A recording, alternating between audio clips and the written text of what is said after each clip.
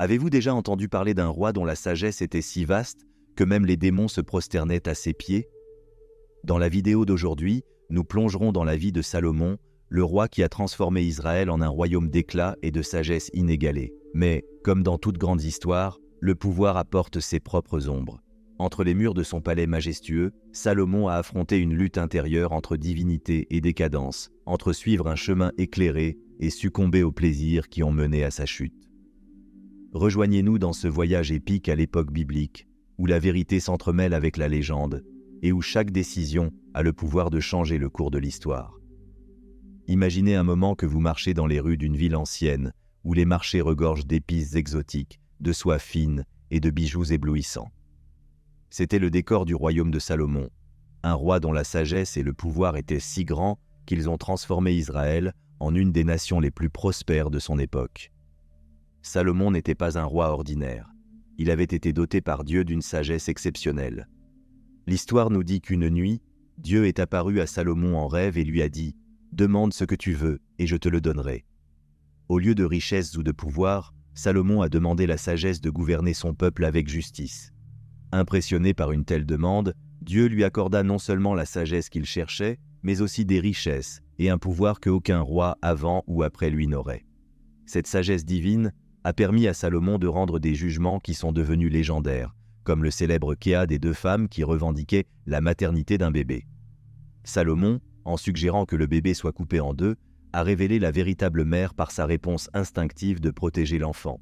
Ce jugement, parmi d'autres, a solidifié sa réputation de justice et de perspicacité, attirant des gens de tout le monde connus pour écouter sa sagesse.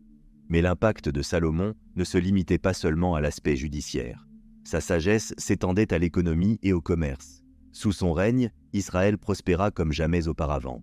Il a élargi les relations commerciales, établissant des alliances stratégiques par des mariages avec des princesses de royaumes lointains et négociant des traités qui garantissaient les routes commerciales. Ces alliances ont apporté des richesses à Israël, y compris de l'or, de l'argent et une abondance d'autres biens précieux qui enrichissèrent le royaume. De plus, Salomon a utilisé sa sagesse pour entreprendre de grands projets de construction, comme le temple de Jérusalem, qui servait non seulement de centre spirituel pour Israël, mais aussi de symbole de sa prospérité et de sa stabilité politique. Le temple, construit avec des matériaux fins et avec l'habileté des meilleurs artisans de l'époque, était une merveille d'ingénierie et d'art, attirant encore plus de visiteurs et de commerçants dans le pays. Ainsi, la sagesse de Salomon, sa capacité à juger, à gouverner et sa vision stratégique pour le commerce et la diplomatie n'ont pas seulement enrichi son royaume matériellement, mais ont également élevé Israël à un nouveau niveau d'influence et de respect parmi les nations du monde antique.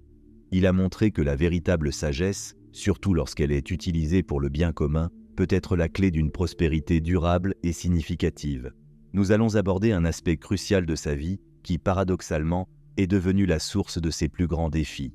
Malgré l'immense sagesse que Salomon possédait, il avait une faiblesse significative, sa passion pour les femmes. Cette inclination ne caractérisait pas seulement sa vie personnelle, mais avait également un impact profond sur la sphère politique et spirituelle de son royaume. Salomon avait accumulé un harem vraiment extraordinaire, composé de 700 épouses et 300 concubines provenant de divers royaumes et cultures du monde connu. On pourrait penser que ces alliances matrimoniales étaient des stratégies pour renforcer les liens politiques et assurer la paix entre les nations, une pratique courante dans l'Antiquité. Cependant, cette multiplicité d'unions apportait avec elle des complexités et des conséquences que même la sagesse de Salomon ne pouvait pas entièrement prévoir. Chacune de ces femmes apportait avec elle une partie de sa culture, y compris ses pratiques religieuses et ses dieux. Bien que initialement ces relations étaient vues comme un moyen de renforcer le royaume de l'extérieur à travers des alliances politiques, elles finirent par introduire une variété de cultes étrangers au cœur d'Israël, un pays profondément monothéiste, dévoué aux dieux d'Abraham, d'Isaac et de Jacob. L'introduction de ces cultes étrangers n'était pas anodine, car chaque pratique religieuse qui contredisait la foi israélite érodait l'intégrité spirituelle du peuple. Avec le temps, les pratiques idolâtres gagnèrent du terrain et le propre Salomon, influencé par ses épouses, commença à ériger des autels et des temples pour des dieux tels qu'Astarté, Milcom et Moloch. Ces actions ne contredisaient pas seulement les commandements que Israël devait suivre, mais mettaient également en danger la pureté du culte et de la foi du peuple. La présence de ces divers cultes et la dilution subséquente de la foi pure d'Israël conduisaient à des intrigues et des divisions internes dans le royaume. L'engagement de Salomon envers ses alliances matrimoniales et les concessions spirituelles qui en résultaient étaient vus avec un mécontentement croissant par beaucoup en Israël, qui voyaient ces actions comme une offense à leur tradition et religion. Cela causait inévitablement une instabilité politique et spirituelle, détournant le royaume de son chemin divinement établi et menant à des conflits internes qui finalement prédisposaient le royaume à la division après sa mort. Ainsi, l'histoire de Salomon nous enseigne une leçon précieuse sur l'importance de l'intégrité et de la cohérence entre nos convictions personnelles et les actions politiques. Malgré sa sagesse sans égale, les choix personnels de Salomon en ce qui concerne ses alliances matrimoniales ont montré comment même les plus sages peuvent échouer lorsqu'ils permettent à des désirs personnels d'obscurcir des principes fondamentaux. Comprendre les complexités du règne de Salomon, notamment en ce qui concerne ses alliances matrimoniales, nous permet de saisir une vision plus large de la manière dont l'intersection entre la politique, la culture et la religion peut générer des dynamiques complexes et parfois dangereuses. Salomon, dans sa quête de stabilité politique et d'expansion de son influence, a utilisé le mariage comme un instrument diplomatique. Il s'est marié avec des femmes de différents royaumes, comme l'Égypte et d'autres territoires autour d'Israël. Apparemment, ces alliances étaient stratégiques, car chaque mariage garantissait une alliance de paix avec une autre nation. Dans un monde constamment en conflit, la stratégie de Salomon semblait sage et pacifique. En épousant la fille d'un roi étranger, Salomon ne solidifiait pas seulement un traité de paix, mais établissait également des liens commerciaux qui bénéficiaient économiquement à son royaume. Cependant, la réalité spirituelle et culturelle qui accompagnait ces alliances était bien plus complexe et problématique. Les épouses de Salomon, issues de cultures polythéistes, apportaient avec elles leurs croyances et pratiques religieuses. L'introduction de ces dieux païens dans le contexte d'Israël, qui avait une forte identité monothéiste centrée sur l'adoration exclusive du Dieu d'Abraham, d'Isaac et de Jacob, commença à défier l'essence même de la foi israélite. Avec le temps, ces pratiques ne se limitaient pas seulement aux épouses de Salomon ou à de petits enclaves étrangers. Influencé par ses alliances matrimoniales et, peut-être, cherchant à plaire à ses épouses, Salomon commença à construire des autels et des temples pour des dieux comme Kémosh, Moloch et Astarté.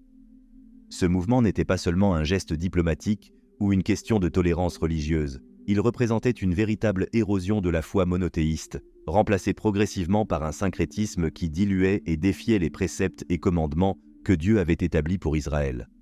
L'idolâtrie de Salomon ne contredisait pas seulement les enseignements qu'il était censé défendre et promouvoir, mais mettait également en danger la relation spéciale entre Dieu et le peuple d'Israël. La loi mosaïque était claire en condamnant l'adoration d'autres dieux, et les conséquences de cette désobéissance étaient tout aussi claires: la perte de la protection et des bénédictions divines. Ainsi, les alliances matrimoniales de Salomon, tout en étant des outils de politique étrangère, finirent par devenir sa propre ruine spirituelle et celle de son royaume. Cet aspect de son règne sert de rappel puissant de l'importance de maintenir la fidélité aux principes spirituels et éthiques, même lorsqu'on est confronté à des pressions politiques ou personnelles. L'histoire de Salomon nous montre qu'aucun degré de sagesse humaine ou de pouvoir ne peut remplacer la nécessité d'une adhésion ferme et inébranlable aux préceptes divins. La trajectoire de Salomon, bien que marquée par un début plein de sagesse et de prospérité, n'a malheureusement pas suivi un cours linéaire. Comme nous l'avons discuté, la déviation progressive de Salomon vers l'idolâtrie a eu un impact significatif, non seulement sur sa vie personnelle, mais aussi sur le destin de tout le royaume d'Israël. Cette inflexion dans sa conduite a entraîné de sérieuses répercussions, dont la plus drastique fut la prophétie divine sur la division du royaume après sa mort. Pour comprendre pleinement cette situation, il est crucial de se rappeler que la relation entre Dieu et Israël était basée sur un pacte.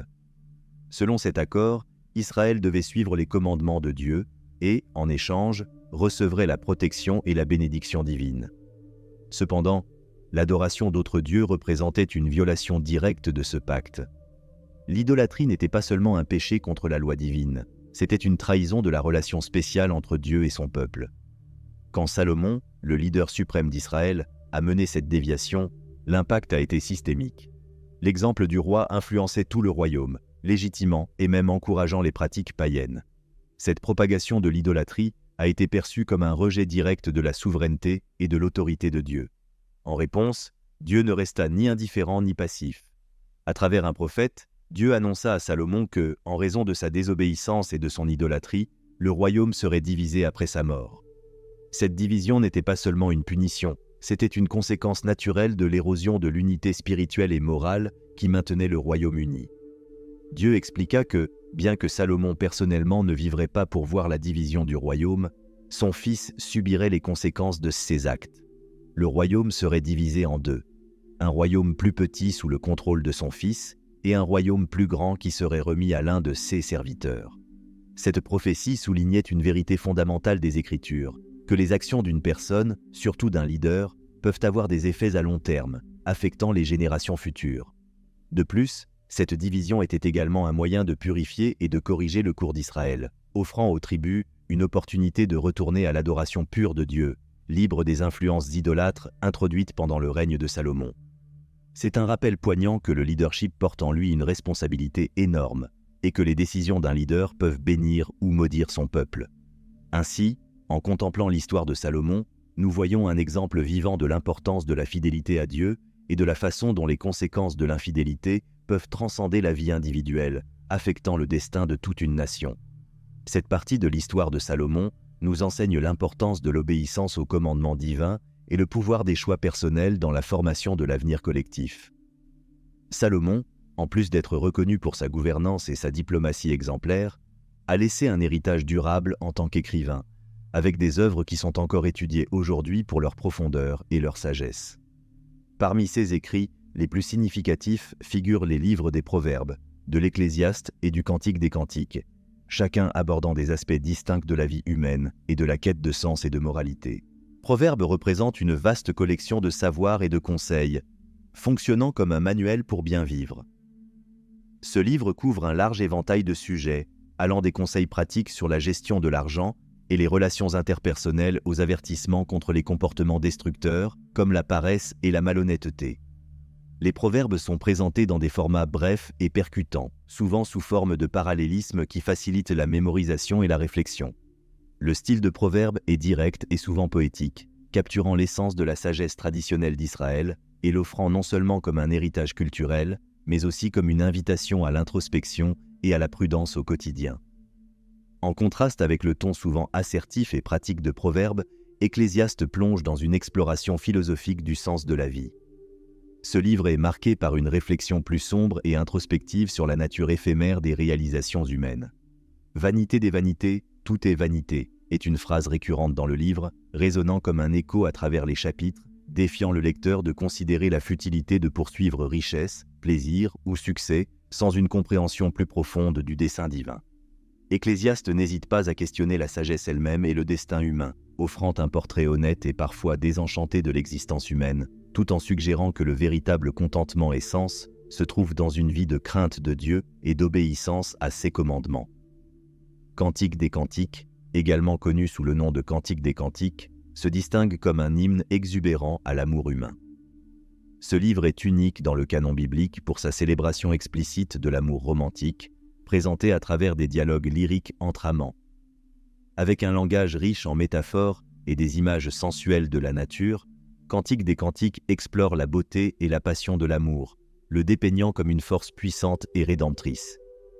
Bien que beaucoup interprètent ce livre comme une allégorie de l'amour entre Dieu et Israël ou le Christ et l'Église, il peut également être apprécié dans son sens littéral, comme une célébration de l'amour conjugal, reflétant la sainteté et la beauté de l'intimité amoureuse. À travers ces 3 livres, Salomon ne communique pas seulement des leçons de vie, mais invite également ses lecteurs à un voyage d'autoconnaissance et de réflexion spirituelle. Proverbes offre la sagesse pratique, Ecclésiaste réfléchit sur la condition humaine avec une profondeur philosophique, et Cantique des Cantiques célèbre la capacité de l'amour humain à refléter le divin. Ensemble, ces textes composent un héritage littéraire qui non seulement définit les contours de la sagesse biblique, mais offre également un guide éternel pour quiconque en quête de profondeur, de sens et d'orientation dans la vie. L'un des épisodes les plus emblématiques illustrant la sagesse divinement accordée à Salomon est le cas des 2 femmes qui revendiquaient la maternité d'un seul bébé. Ce jugement met non seulement en évidence la capacité de Salomon à discerner la vérité, mais sert également d'exemple parfait de la manière dont il appliquait sa sagesse dans des situations pratiques, ayant un impact profond sur ceux qui l'entouraient et solidifiant sa réputation en tant que juge juste et sage. Imaginez la scène. 2 femmes se présentent devant le roi, chacune prétendant être la véritable mère du même bébé. Dans l'ancien Israël, un jugement de cette envergure serait un défi considérable, où la parole de l'une pourrait être aussi convaincante que celle de l'autre, et il n'y avait ni témoin ni preuve physique pour valider la revendication de l'une des parties. La tension dans la salle serait palpable, avec la cour attendant avec impatience une solution qui semblait impossible. Salomon, confronté à ce dilemme, propose une solution radicale et apparemment cruelle. Il ordonne que le bébé soit coupé en 2, chaque femme recevant une partie du corps de l'enfant. Cet ordre, choquant pour tous les présents, n'était cependant pas une véritable intention de Salomon, mais une stratégie astucieuse pour révéler la véritable nature des cœurs impliqués. La réaction des femmes fut révélatrice. Tandis que l'une acceptait le décret du roi, prête à voir le bébé mort plutôt que remis à l'autre, la véritable mère, mue par l'amour inconditionnel et l'instinct maternel, supplia le roi de donner le bébé vivant à l'autre femme, préférant perdre son fils plutôt que de le voir mort. Cette réponse immédiate et émotionnelle était ce dont Salomon avait besoin pour rendre son jugement. Il déclara que la femme qui avait montré de la compassion était la véritable mère, ordonnant que le bébé lui soit remis. Ce jugement est remarquable pour plusieurs raisons. Premièrement, il démontre la capacité de Salomon à utiliser non seulement le savoir, mais aussi la psychologie humaine pour atteindre la racine d'un problème complexe. Il comprit que la véritable mère ne permettrait jamais que son fils soit blessé, même si cela signifiait perdre son enfant pour une autre. Deuxièmement, ce cas montre la sagesse de Salomon comme divinement inspirée, car sa solution ne provenait pas de connaissances légales ou de conseils de ses officiers, mais d'une perception aiguë de la nature humaine et de la maternité. L'histoire de ce jugement s'est répandue dans tout le royaume d'Israël, et au-delà, consolidant la réputation de Salomon comme un roi d'une sagesse incomparable et d'une justice profonde. Pour le peuple d'Israël et pour tous ceux qui entendèrent parler de ses actes, il devenait clair que la sagesse de Salomon était un reflet de la bénédiction divine, et son règne était considéré comme légitimé et béni par Dieu. Cette narration met non seulement en lumière la capacité de leadership et de jugement de Salomon, mais sert également de leçon sur l'importance de la compassion, de l'amour et de la justice dans la gouvernance. La trajectoire de Salomon, roi d'Israël, est l'une des plus complexes et instructives de toute la Bible, offrant des leçons précieuses sur les dangers de la complaisance et les pièges que même les plus sages et puissants peuvent rencontrer. Commençant son règne avec une demande humble de sagesse, Salomon reçut de Dieu non seulement le discernement judiciaire et la compréhension profonde, mais aussi des richesses et des honneurs que aucun autre roi n'avait connus auparavant. Ce début prometteur, cependant, n'a pas immunisé Salomon contre les erreurs futures, qui marqueraient finalement son héritage et auraient des implications durables pour le peuple d'Israël. Salomon a commencé son règne en appliquant sa sagesse divine dans des décisions qui promouvaient la justice et le bien-être de son peuple, comme en témoigne le célèbre jugement entre les 2 femmes revendiquant la maternité d'un bébé. Cette histoire, en plus de démontrer sa capacité à discerner la vérité, symbolisait sa capacité à appliquer la sagesse de manière à raisonner profondément avec tous ceux qui entendèrent parler de lui. Sous son gouvernement, Israël a atteint un niveau de richesse et de paix sans précédent, se transformant en une puissance régionale d'influence significative. Cependant, malgré ses succès, Salomon a été progressivement détourné par son propre succès. Les richesses et le pouvoir qu'il avait accumulés ont commencé à éroder son caractère et son dévouement aux principes qui avaient initialement guidé son règne. La Bible rapporte que Salomon avait accumulé 700 épouses et 300 concubines, dont beaucoup étaient des princesses étrangères qui apportaient avec elles leur religion et leur Dieu. Cet aspect de sa gouvernance reflète un déclin dans l'obéissance stricte aux commandements de Dieu, qui avait expressément mis en garde contre de telles unions, non seulement à cause du danger de l'influence étrangère, mais aussi à cause de l'introduction de l'idolâtrie en Israël. L'infidélité religieuse de Salomon n'était pas un péché isolé, mais une faute qui s'était infiltrée dans tout le tissu social et spirituel de son royaume.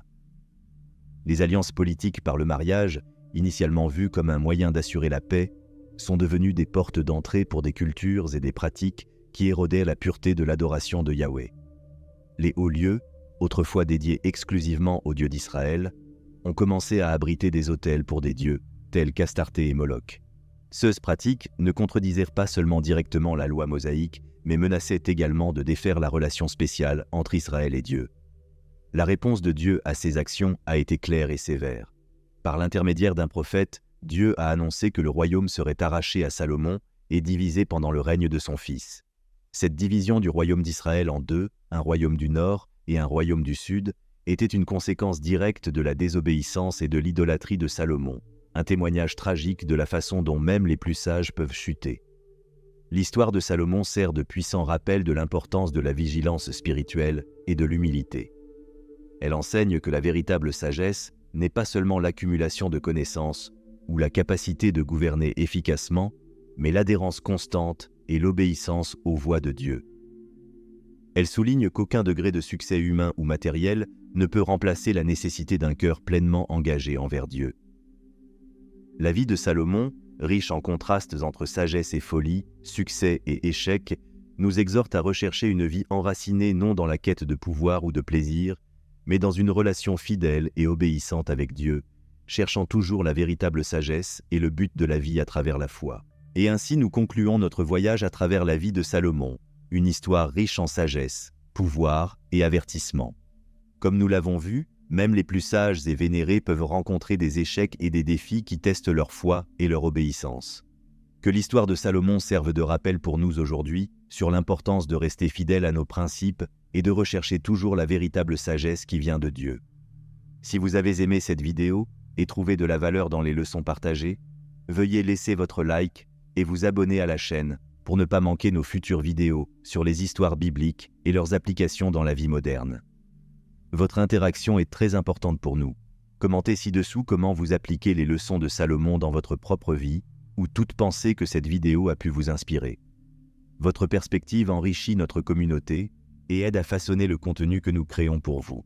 Merci d'avoir regardé et à la prochaine.